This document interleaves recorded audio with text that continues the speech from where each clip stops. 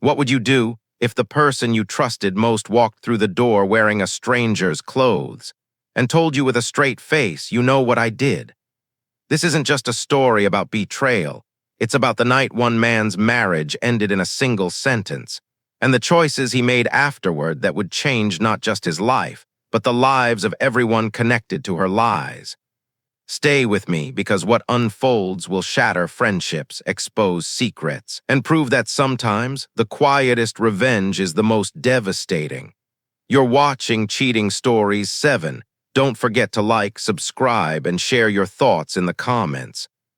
Now, let's step into the night everything fell apart. She came home in a stranger's dress, and I ended our marriage that night. The clock on the wall ticked with a precision so sharp it felt like each second was stretching longer than the last. Ethan Cole sat hunched on the edge of the sofa, elbows resting on his knees, fingers laced so tightly together that his knuckles had turned white. The small lamp beside him threw a muted amber glow across the living room, its light catching the faint swirl of steam rising from an untouched mug of coffee on the table. Outside, Brookfield's winter wind rattled the window panes, a restless hum that seemed to echo the unease tightening in his chest. Samantha had said she was meeting Rachel and Melissa for dinner and a few drinks. That wasn't unusual. Over the past year, girls' nights had become a twice-a-month ritual. Most nights, she'd return around 2 a.m., cheeks flushed from laughter, heels clicking against the hallway floor as she kicked them off and launched into some half-funny, half-pointless story about the evening. But tonight felt different. Ethan couldn't have explained why, not at first, but the feeling had settled into him like a weight. By 2:30 a.m., that vague unease had sharpened into something heavier suspicion. He picked up his phone and called her. Over the muffled thump of bass and the rise and fall of voices, her reply came slightly slurred. "I'm on my way, babe, just leaving now." She hung up before he could ask anything else. At 3:15, she still wasn't home. He sent a text, "You okay?" It showed as delivered, no reply. He stared at the screen, refreshing it again and again, as if repetition could somehow conjure her response. By 4 a.m., his restlessness had hardened into a kind of dread. He called her again. This time, the phone rang twice before going to voicemail. He didn't bother leaving a message. He set the phone down but kept it within arm's reach, his leg bouncing in short, impatient bursts. Every sound from outside, a car door slamming, muffled laughter drifting from the street, made him glance toward the door with a flicker of hope that died almost instantly. At 6:47 a.m., the lock clicked. The sound was soft, but to Ethan it might as well have been a gunshot. The door opened slowly and Samantha stepped inside. She wasn't wearing the outfit she'd left in. Instead, a deep red dress clung to her frame, the kind of dress he had never seen her wear before, paired with black mesh leggings torn at the thigh. A scuffed leather jacket hung loosely off one shoulder. Her makeup was smeared, eyeliner trailing faintly down her cheeks. And the perfume, sharp, floral, was nothing like the one he had given her for Christmas. Her eyes met his for the briefest moment before sliding away. They were red, not with tears, but the way eyes look after hours of smoke, alcohol, and too little sleep. Ethan rose slowly from the sofa. "What happened to you? Were you hurt?" His voice was steadier than the thudding in his chest. She shook her head, her expression unreadable. Then, after a pause that stretched out until the silence itself felt suffocating, she said in a flat, almost detached voice, "You know what I did." The words dropped between them like a stone into dark water. Ethan felt them sink into him, pressing down, making it hard to breathe. The space between them, though only a few feet, felt like a chasm that had opened overnight. And he knew, with a clarity that was almost frightening, that something fundamental had just broken and would never be the same again. The pale winter sunlight filtered weakly through the blinds, painting long, uneven stripes across the living room floor. Ethan sat in the armchair, cradling a mug of coffee that had long since gone cold. His body was still, but inside his thoughts moved endlessly, circling, colliding, replaying the events of the night over and over, as if searching for a way to undo them. On the couch, Samantha lay curled under a throw blanket, still wearing the deep red dress from the night before. Her hair was tangled, lipstick smudged into faint shadows at the corners of her mouth. She hadn't even bothered to wash her face, let alone change. Her breathing was slow, steady, untroubled, as if she'd simply come home from a long day at work instead of returning with a confession that had fractured their life. Ethan's fingers tightened around the mug. For more than an hour, he'd been debating. Should he wake her and demand answers immediately, or wait until she stirred on her own? He chose to wait, partly because he wasn't sure his voice would hold steady if he started now. When she finally shifted under the blanket and opened her eyes, there was a flicker of confusion before recognition set in. "Morning," she murmured, her voice hoarse. Ethan didn't return the greeting. "Tell me where you were last night." Her gaze met his for a moment, then slid away. "At a bar. With who?" "Rachel and Melissa," at first. The last two words landed with casual indifference, as if they meant nothing at all. "And after that?" His voice was low, but every syllable carried strain. She exhaled slowly, sat up, and stretched like she was shaking off sleep. "I met someone at the bar." The air seemed to thicken between them, and Ethan asked, though part of him already knew. Samantha's tone didn't change. "We went back to his place. We hooked up. Then I called an Uber and came home. No apology, no hesitation, not even the courtesy of softening the words to dull the blow."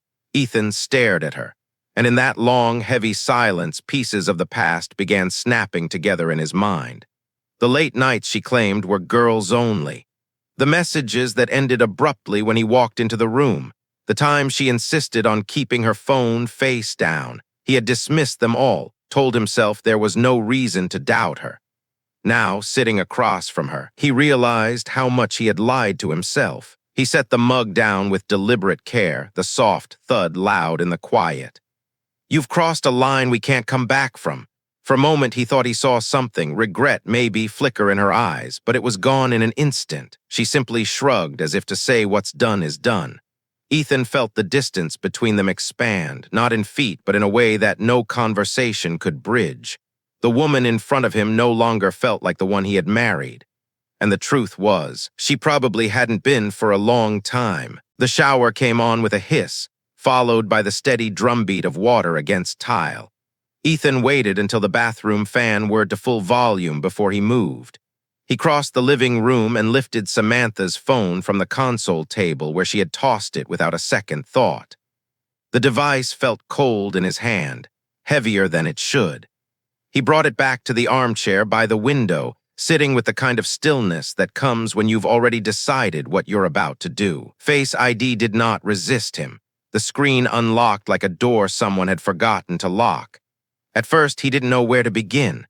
The little icons, familiar for years, suddenly felt foreign, a language he had spoken fluently but no longer trusted.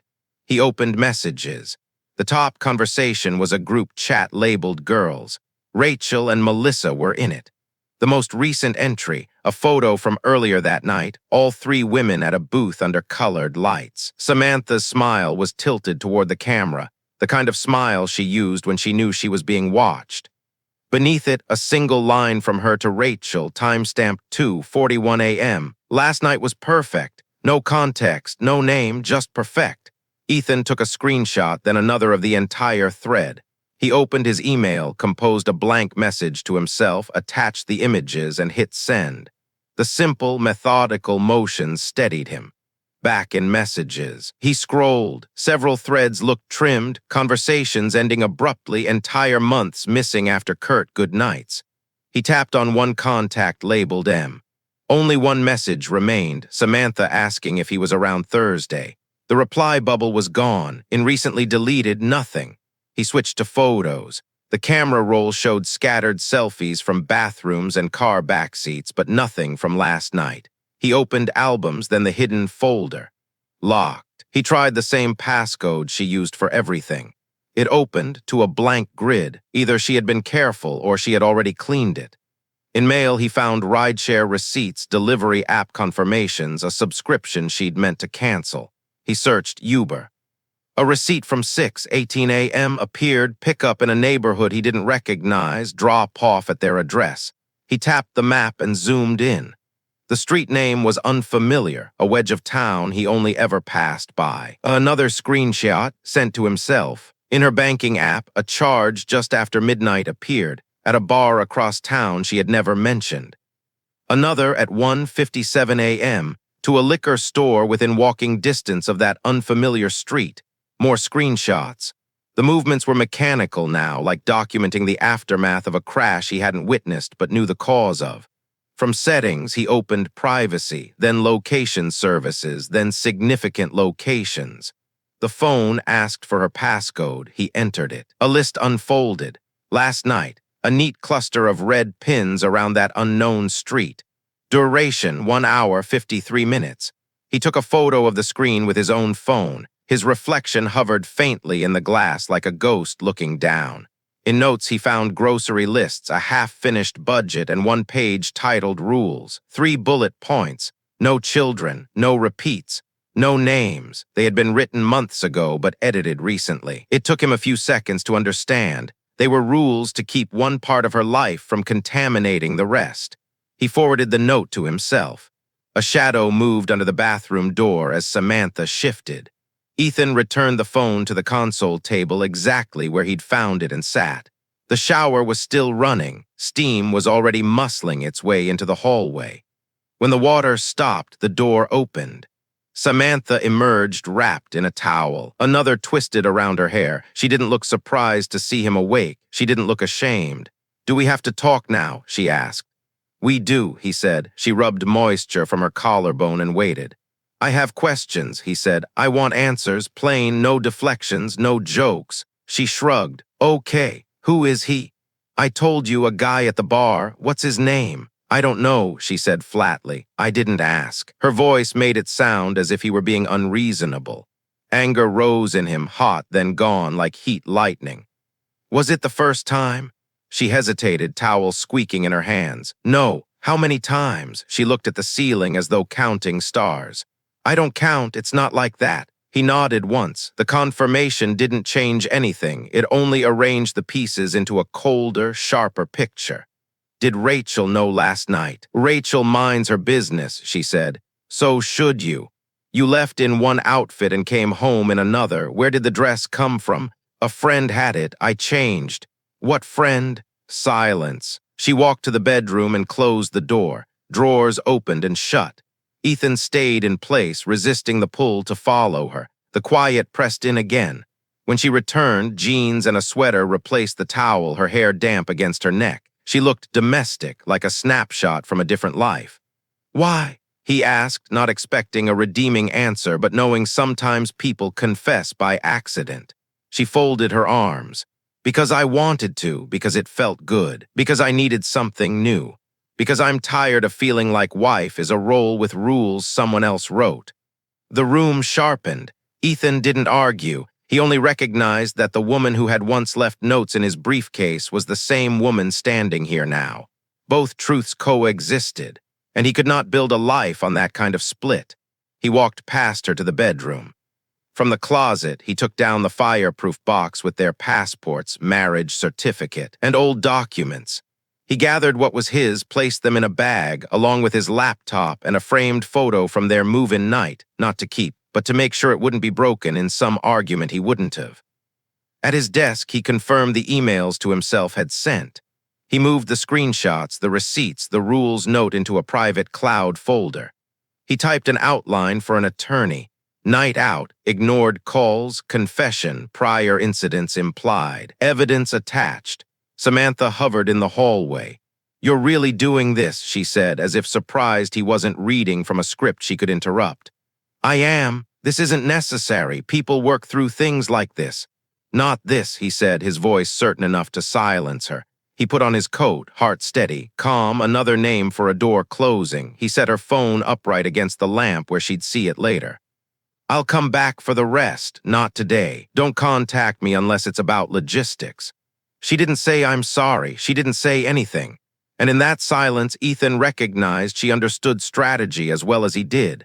He left by the stairs, the air smelling of old paint and someone's breakfast. At the bottom landing, he stopped and checked the folder on his phone. Every file was there, neat, cold.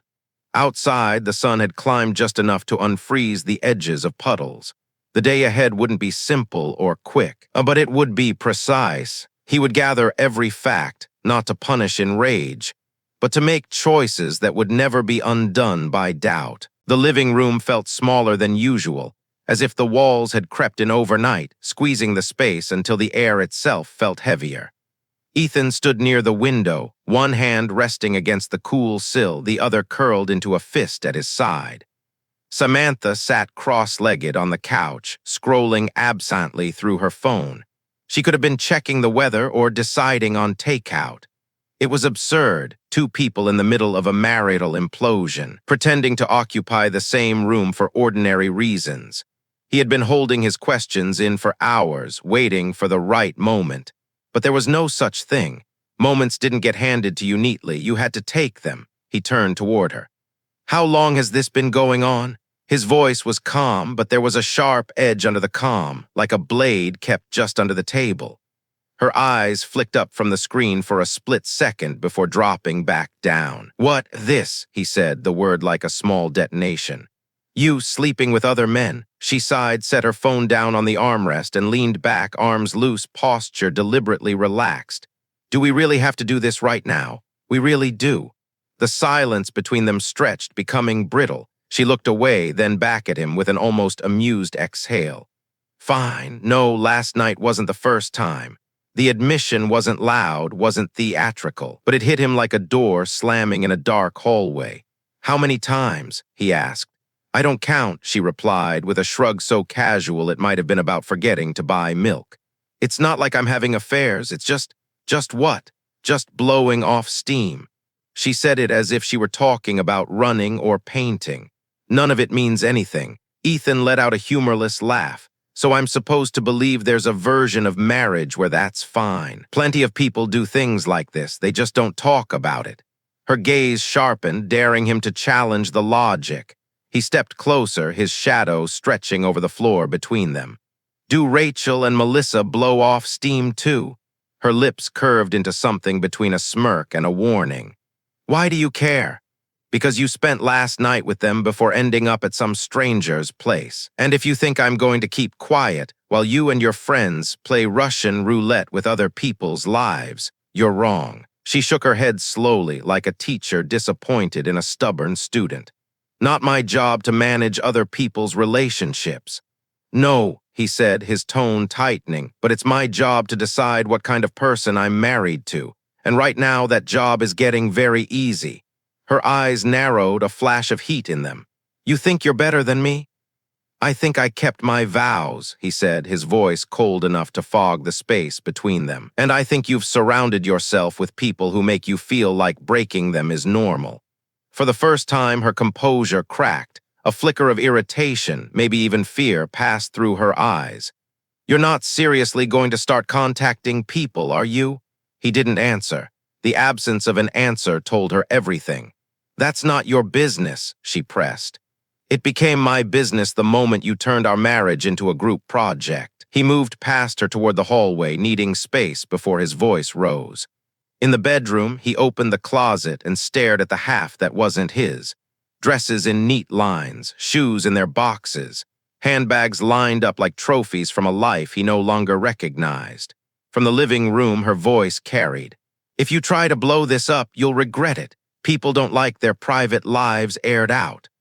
Ethan stepped back into the doorway, leaning against the frame. Neither do husbands who find out their wives have been lying for years. But here we are. The air between them was heavy, charged with truths neither had the language to make safe. For the first time since she'd walked in that morning, clarity settled in him like a weight finding its place. This wasn't just about her and him. It was about the orbit she chose to live in, an entire circle of people for whom loyalty was optional, secrecy was currency, and the truth was whatever kept the game going. And he was done playing. The apartment was silent, except for the low hum of the refrigerator and the occasional groan of pipes in the walls. Ethan sat at the kitchen table, his laptop open but untouched. The blue glow from the screen painted a cold light across his clasped hands. He had been staring at the same line on a legal advice forum for 15 minutes. not because he didn't understand it, but because his mind kept drifting back to the look in Samantha's eyes during their last conversation. The faint creak of the bedroom door broke the stillness. Bare feet padded softly across the hardwood floor. When he looked up, Samantha was framed in the doorway, bathed in dim light from the room behind her. She wore a pale ivory silk nightgown, the kind she used to wear early in their marriage when she wanted all of his attention. Her hair fell loose over her shoulders, still damp from a shower, carrying the faint, familiar scent of the shampoo he used to love. "Ethan," she said softly, almost tentative. "Can we talk?" He leaned back in his chair, studying her. "About what?" "About us." She took 2 slow steps forward, each one deliberate. "I've been thinking we could fix this. If you let me, I can make it right." The words curled into the air like smoke, designed to fill the empty spaces between them. She reached the table, resting her hand on its edge, fingertips brushing against his. Instead of warmth, he felt a chill. She moved closer, her knee brushing his as she leaned in. "We can get past this. People have survived worse. I'm not saying it will be easy, but—" Her other hand rose, fingertips grazing the side of his neck. "I'm willing to try for us." The touch that once sent a rush through him now made his skin crawl. He pushed the chair back abruptly and stood. "Don't." She froze mid-gesture, her eyes widening. "Ethan, no." His tone was sharper now. "You don't get to do this. You don't get to dress it up, wrap it in silk, and pretend you didn't tear the foundation out from under us." Her mouth tightened, but her eyes glistened. "I'm trying here. I'm showing you that I care." "Care?" His laugh was short, humorless. "If you cared, you wouldn't have done it in the first place, and you sure as hell wouldn't have kept doing it." Her posture wavered, but she recovered quickly, stepping toward him again. "I'm saying I can be different. We can start fresh." He held up a hand to stop her. "I'm calling your mother." That landed like a slap. Her face went still, her eyes narrowing. "What?" "You heard me. I'm calling Diane." He walked past her to the counter where his phone sat. "I'm not doing this alone anymore, and I'm not letting you trap me in whatever this is supposed to be." Her composure cracked. "You can't just—" Her voice fractured into raw panic. "You can't involve my parents in this." "I can," he said evenly, scrolling to Diane's contact, "and I am." He pressed the call button. Samantha's protests tumbled over each other, her voice rising. "Please, Ethan, we can talk about this without." "Diane, it's Ethan." His tone was steady. "I think you should come over tonight." A pause, then, "Yes, all of it. I'll tell you everything." When he ended the call, Samantha had collapsed onto the couch, her hands covering her face. Her shoulders shook, though he couldn't tell if it was remorse or fear of losing control over the narrative she'd built. Ethan moved to the window, looking out at the streetlights flickering on. His decision was made, not just about the marriage, but about protecting himself from being pulled back into her orbit. Whatever happened next, there would be a witness, someone to hear what he heard, see what he saw. When he turned back, Samantha was staring at him through damp lashes, her expression unreadable. Maybe she was already calculating her next move. Maybe she was just beginning to understand that there wouldn't be one. The apartment felt different that morning, quieter, but in a way that pressed against Ethan's chest like heavy air.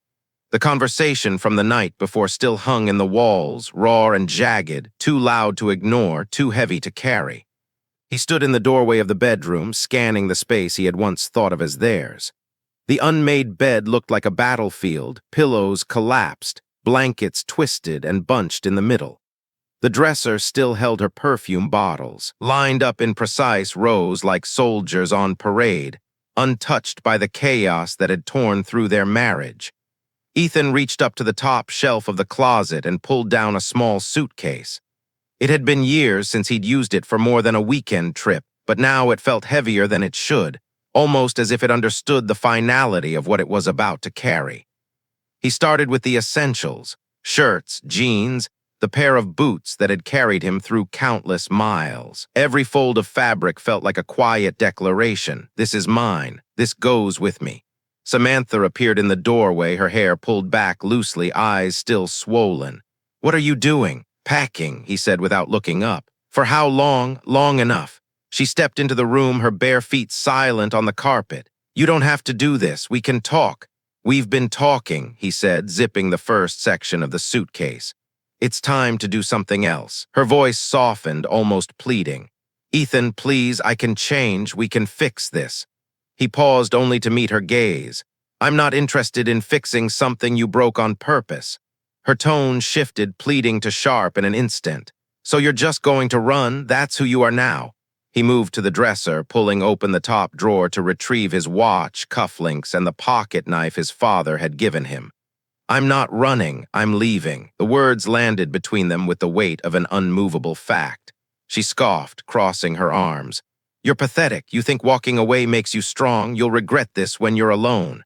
I've been alone for a long time, he said evenly. You're overreacting. It was just, don't finish that sentence. His voice cut through hers like a blade. If you try to minimize this one more time, you'll prove exactly why I'm leaving. Her jaw tightened, but she said nothing more instead. As she turned and disappeared into the living room, Ethan kept packing, methodical, deliberate. Important documents went into a slim leather folder: passport, birth certificate, tax records. In a smaller bag, he placed the things that mattered only to him: a postcard from their first trip together, a book with his handwriting in the margins, a photograph of his late father. By the time he finished, the suitcase stood by the door, the smaller bag resting neatly on top. He took one last look around the bedroom. It no longer felt like his, not really. Maybe it hadn't for a long time. From the other room came the sound of her voice, low, rapid, urgent. A moment later, his phone buzzed. Then again and again. Text after text lit up the screen. We can work this out. Don't do this. You're making a mistake. Call me. He set the phone face down on the counter without replying. When he stepped into the living room, she was on the couch, her phone in hand, eyes sharp with a mix of anger and desperation. So that's it. You're walking out without even trying. I did try, he said, for years. She followed him to the door. If you leave now, you don't come back. He looked at her, this woman he had once chosen without hesitation, and realized he hadn't truly chosen her in a long time. That's the point. Her hand twitched like she might reach for him, but she didn't. Ethan opened the door. The hallway beyond felt cooler, lighter. With each step toward the elevator, something deep in his chest loosened. A knot he had carried for so long, he'd almost forgotten it was there. The suitcase wheels rolled softly across the floor. His phone vibrated again in his pocket, but he didn't look. When the elevator doors closed, sealing off the life behind him, he exhaled fully for the first time in years. Outside, the winter air bit at his skin, sharp, honest. He walked toward his car, the early sun catching on the windshield. And somewhere inside, the part of him that had been chained to doubt and false hope finally understood. He wasn't losing a home. He was gaining his freedom. The first message took Ethan 20 minutes to write and 12 seconds to send. He sat at the small table in Nate's spare apartment, his suitcase still open by the couch, a single lamp casting a cone of light over the keyboard. Outside, traffic sighed along the avenue, a steady flow that made the room feel less like a hiding place and more like a temporary checkpoint. That afternoon, he had created a new email account, no signature, no trace of his old life, and opened a blank document. Over and over, he wrote the same sentence until it sounded like a fact instead of a wound. I think you should know what happened last night. He added the details, just enough: time, place, the screenshot of Samantha's text to Rachel, the rideshare receipt from an address none of them shared. He didn't attach the note titled Rules. That felt like a bullet he didn't need to fire. At the bottom, he signed his name. It was not an accusation, it was a record. The first email went to Craig, Melissa's husband. Ethan had met him once at a barbecue, overcooked steaks, self-deprecating jokes, a beer Ethan didn't like but drank anyway. Ordinary memories can turn sharp when you know what was happening just out of sight. The email vanished from his outbox into the dark. He waited for the part of himself that would tell him he had gone too far. It didn't speak. He opened a second message, this one to Louis, Rachel's boyfriend, a paramedic whose calm had impressed him the one time they had spoken for more than 5 minutes. Same structure, same screenshots, send. By midnight, he had sent 4 more messages, each one clinical, dry. I am not accusing you of anything. I am telling you what I know. Do with it what you think is right. The first reply came 7 minutes later.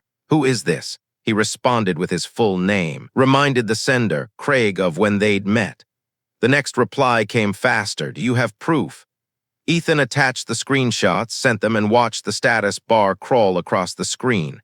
A minute later, I'm going to call you. Not tonight, he typed back. I'm not in a place for a conversation. I'm sorry. The typing indicator blinked, stopped, then blinked again. Thank you. It wasn't forgiveness. It wasn't even belief. But it was acknowledgement, and that, Ethan realized, was more than he'd expected. He didn't sleep.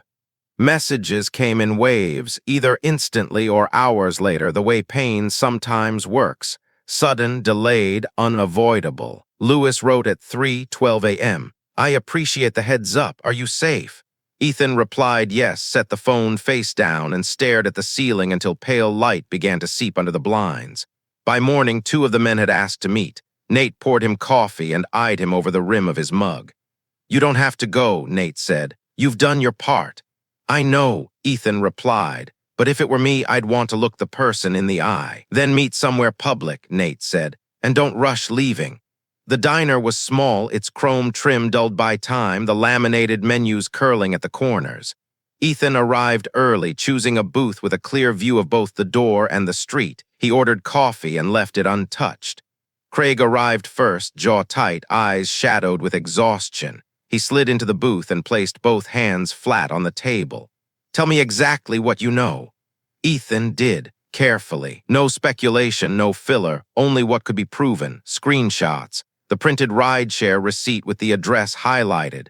When Ethan finished, Craig stared at the paper like it might rearrange itself into a less devastating story. We just started trying for a baby, Craig said finally, voice low enough to be drowned by the clatter from the kitchen. Do you know what that means? Ethan didn't answer. No words would be enough.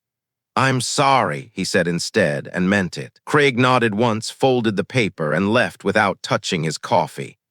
Lewis arrived half an hour later, still in his paramedic uniform under a winter coat. He listened with the stillness of someone trained to take in chaos and decide what mattered. When Ethan finished, Lewis asked one question. Are there other names, other nights? I don't have them, Ethan said. I think there are more. She didn't keep records. Lewis nodded, stood, and offered his hand. I appreciate this. After he left, Ethan stayed for a while, watching the door open and close. People came in for late breakfasts, left with to-go cups, their lives unshaken. He thought about how many lived with one version of the truth while another sat across the table, unspoken. The first explosion came that afternoon. Samantha's name lit up his phone over and over. When he didn't answer, the texts arrived in quick bursts. What did you say to Melissa's husband? You're ruining people's lives. This is not yours to fix. He didn't reply. At 6:21 p.m., Diane called. He answered, not picking up felt like avoiding a witness he'd already invited. She's here, Diane said, breathless but measured. She says you're slandering her. I sent facts, Ethan said, screenshots, receipts, silence. Then we're not taking sides, but we want you both to be safe. I am safe, he said. That's why I left. Then be kind if you can, she said, even if she wasn't. I'm being as kind as possible, he answered, knowing someone else would disagree. In the days that followed, the consequences spread like ripples from a stone. Rachel posted a cryptic quote about privacy. Melissa deactivated her accounts. An unknown number texted, you don't know what you're doing. He didn't reply. By Thursday, Craig sent one line, we're done. On Friday, Lewis, she denied, then admitted, thank you.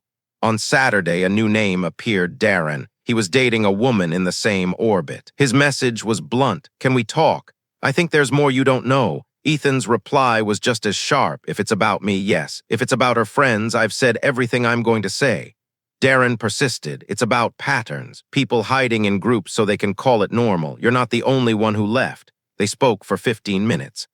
Darren's tone was steady, his details precise. Thursday nights, cash transactions, choreographed deletions, names Ethan didn't know. I'm not asking you to do anything, Darren said. I'm telling you so you don't think you imagine the scale. I never did, Ethan replied. I just wanted to be precise. When the call ended, Ethan went for a walk. The winter night was sharp, every edge clear. Couples passed him, leaning into each other against the cold. The city didn't know. The city didn't care, and strangely, that felt like relief. The first thing Ethan did after the storm of emotions began to settle was pick up the phone and call a divorce attorney. He didn't want to make the call, but he knew waiting would only give Samantha more room to twist the story. And if there was one thing he'd learned, it was that her talent for manipulation didn't stop at the walls of their marriage. It could seep into every corner of his life if he let it.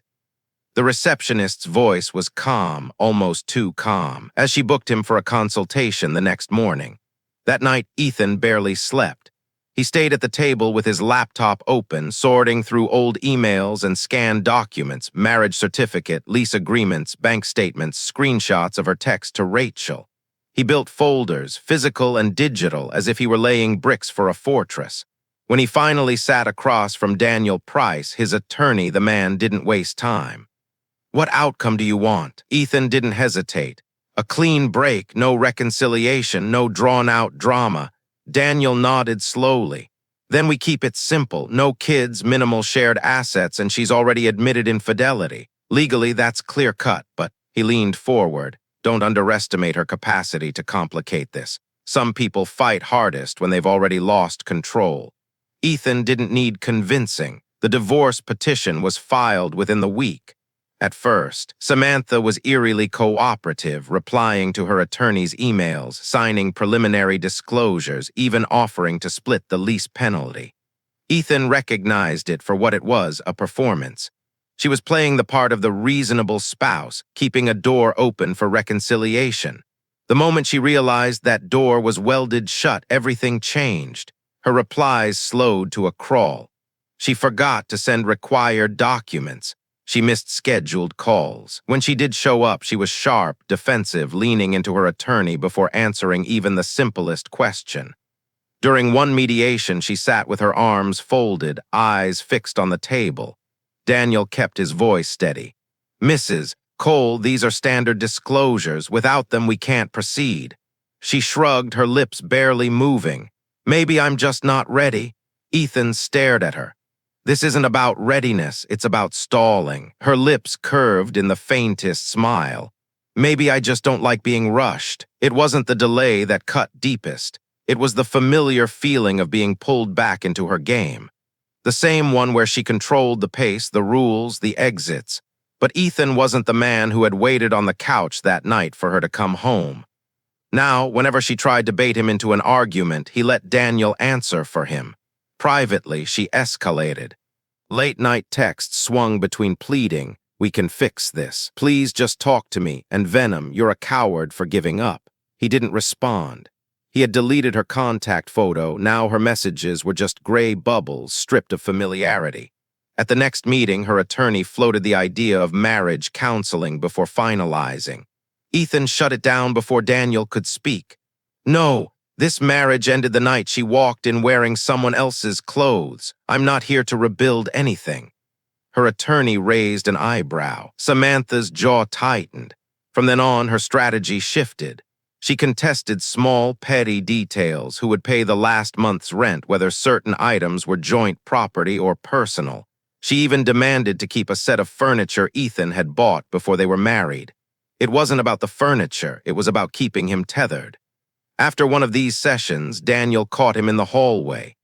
"She's trying to exhaust you emotionally," Daniel said. "Most people cave at this stage just to get it over with." "I'm not most people," Ethan replied. And for the first time since her confession, he meant it.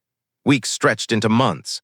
Each time Samantha tried a new tactic, misplaced paperwork, feigned confusion about deadlines, Daniel countered with filings and firm reminders. Ethan didn't celebrate the small wins. The only victory that mattered was the final signature.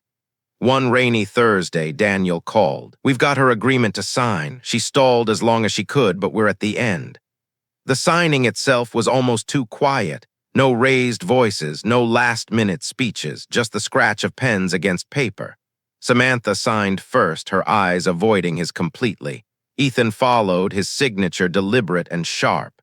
As they stood, she finally looked at him. "You'll regret this one day." He didn't reply. Regret was a language he no longer spoke. Outside, the rain had stopped. The air smelled clean, like the first breath after a storm. Ethan walked away without looking back, the echo of the closing door behind him sounding less like an ending and more like the first step into his own life. The first week after the divorce papers were signed felt strangely hollow. Ethan had expected something. Maybe a rush of relief, like walking out of a courthouse, would instantly lift the weight that had been crushing his chest. Instead, his new apartment was filled with a silence so complete it felt physical, pressing in, changing the air. No familiar clink of dishes in the kitchen. No muted hum of a TV from the other room. Just his own breathing and the occasional buzz of his phone, calls and texts he rarely answered. He told himself he could handle this alone. After all, he'd survived the worst, the betrayal, the confrontation, the months of legal battle. But surviving wasn't the same as living. Too many nights he lay awake replaying moments from the marriage, small things, a smile across a dinner table, a casual text in the middle of the day, moments that had once felt solid, now reframed under the harsh light of hindsight. It was his attorney, Daniel, who suggested therapy. The first session was in a warm, softly lit office that smelled faintly of herbal tea. Karen Myers, his therapist, greeted him with a calm smile, neither overly cheerful nor detached. She gestured to a chair like it was an invitation, not an obligation.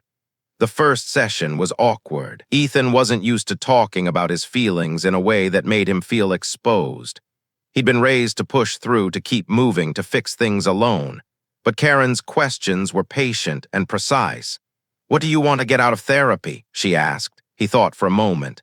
"I want to stop feeling like everything that happened means I failed." "So you equate the end of your marriage with personal failure?" she asked gently. "Doesn't everyone?" he said. "Not everyone," she replied. "And it's not a rule. Sometimes walking away is the healthiest thing you can do." It was a simple statement, but it stayed with him long after he left. In the weeks that followed, therapy became his anchor. Twice a week, he sat across from Karen and began unpacking the layers: anger, grief, shame. He learned to recognize when self-blame crept in. The "maybe I should have stayed," the "what if I had tried harder" thoughts. Karen reminded him those were emotional echoes, not truths. They traced the patterns of his marriage. How Samantha had eroded boundaries, slowly, deliberately. The subtle shifts he'd brushed off as stress or routine. The times he had silenced his instincts to avoid a fight. Each realization was sharp but freeing, a reminder that clarity was possible. One day Karen gave him an exercise: write a letter to yourself from the perspective of a close friend. It felt strange at first, but as he wrote, the words surprised him. "You didn't deserve what happened. You loved fully, and that's nothing to be ashamed of. Her choices were hers alone. You are not defined by her betrayal." That night, he read the letter before bed, and for the first time in months, he slept straight through until morning. Outside of therapy, Ethan began building new routines. Morning runs replaced the sleepless hours he used to spend staring at the ceiling. He cooked, not because he had to, but because he enjoyed the rhythm of it.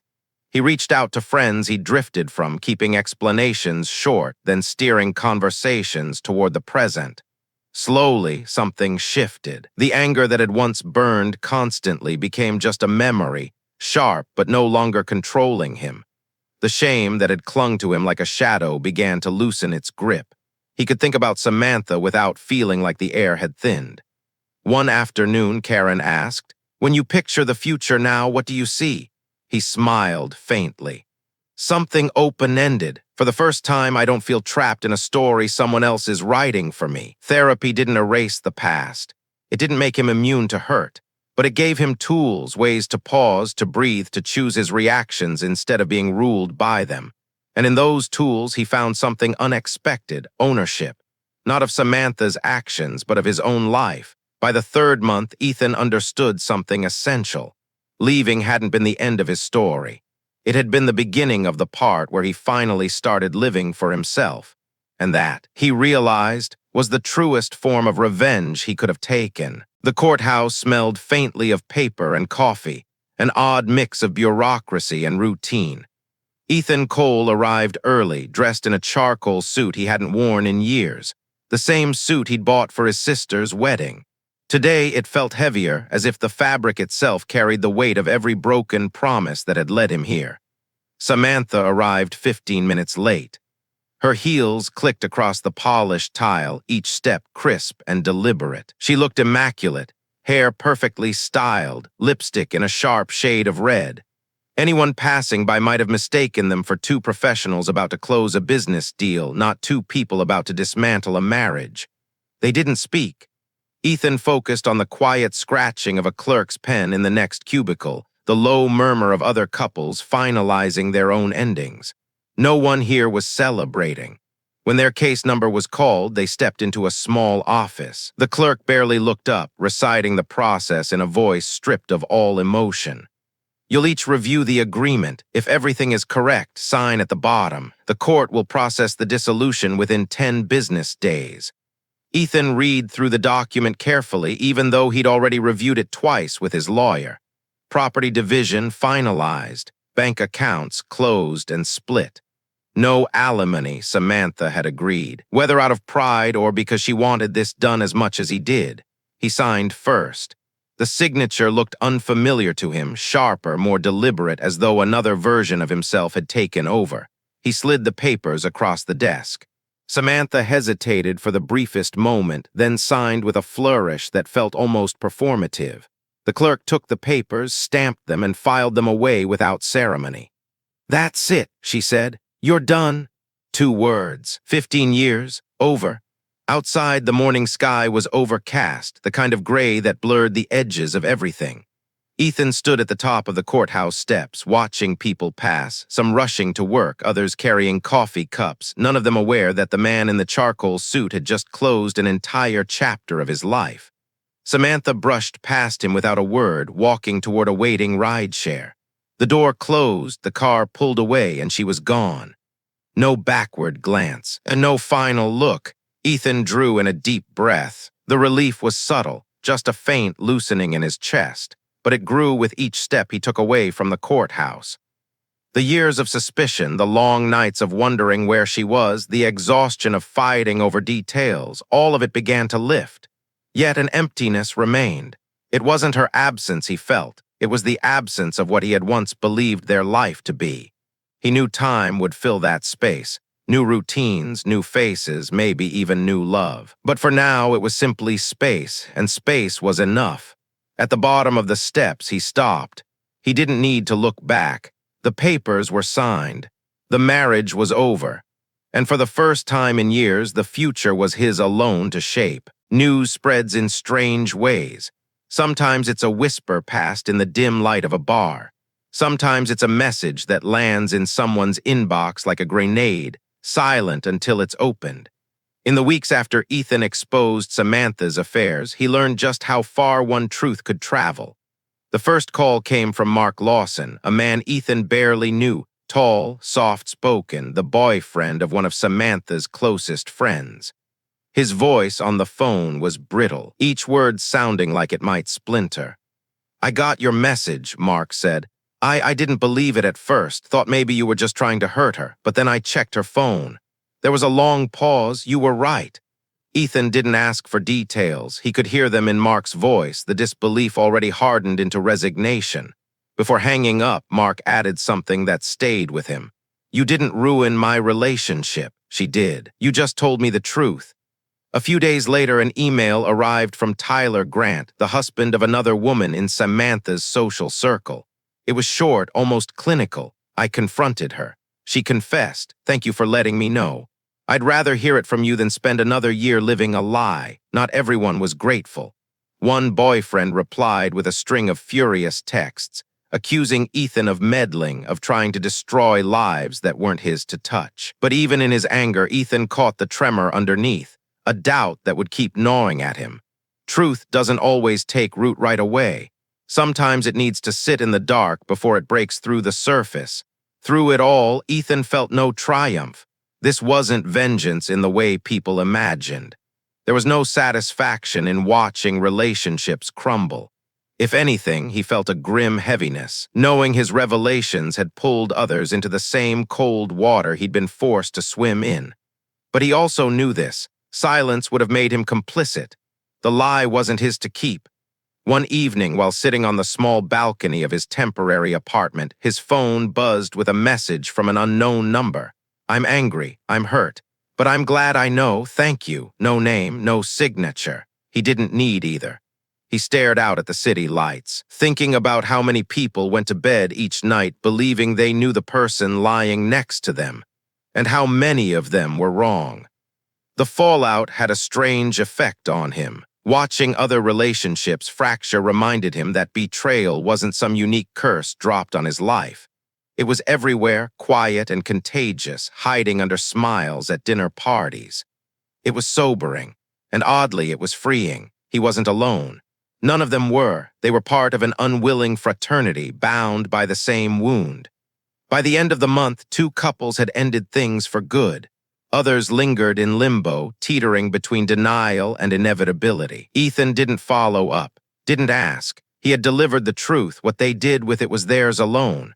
One night he closed his laptop and realized he no longer felt the need to track the ripples. The storm he'd unleashed was no longer his to navigate. His own life, messy, fractured, but his needed steering. The truth had cost them all something. But maybe in the long run it had bought them something too. The chance to start over clean, and that, Ethan thought, was worth every uncomfortable conversation, every angry text, every cold silence that followed. The city was still half asleep when Ethan woke. Pale light slipped between the blinds, falling across the hardwood floor in fractured lines, like pieces of a day still being assembled. He moved quietly through the apartment, careful not to disturb the fragile calm that had settled over his life in recent weeks. No sharp voices from the bedroom, no tension left hanging from the night before. Just the distant hum of the city outside, and the slow drip of fresh coffee filling the kitchen with its bitter, grounding scent. He carried the mug to the small table by the window. From here, he could see the street below slowly waking. A jogger in a bright windbreaker cutting through the chill, an elderly man walking a dog that seemed far too small for its leash. The bakery on the corner rolling up its metal shutters, letting the scent of warm bread drift into the cool air. Ethan took a slow sip. The heat spread through him, quiet and steady. For so long, mornings had been the worst part of the day, proof that the arguments, the suspicion, the late-night absences weren't bad dreams but patterns that would repeat again and again. Now mornings felt different. The absence of chaos was almost startling.